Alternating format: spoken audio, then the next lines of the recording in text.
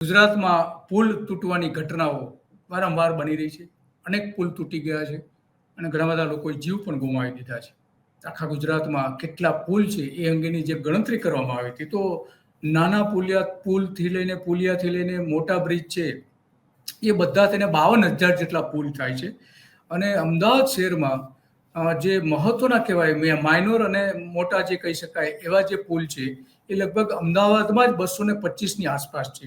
એમાં ખારી નદી ઉપર જે ખારી કેનાલ જે છે એના ઉપર લગભગ 100 ઉપરાંતના પુલ જે છે, પુલિયા આમ તો નાના પુલ છે, કારણ કે નહેર ઉપર તો બહુ મોટા હોય નહીં, તો એ લાંબા વર્ષો લગભગ સમજો કે લગભગ 100 વર્ષની આસપાસ આ જે નહેર બની છે ત્યારના બનેલા છે, અને કેટલાક પાછળથી પણ બનેલા છે.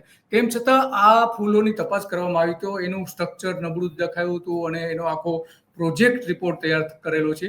તો એ અંગેની આપણે વાત કરીશું આપણે દેવેન્દ્રભાઈ શાહ સાથે, કે જેમણે આ અંગેનો એક રિપોર્ટ તૈયાર કર્યો છે.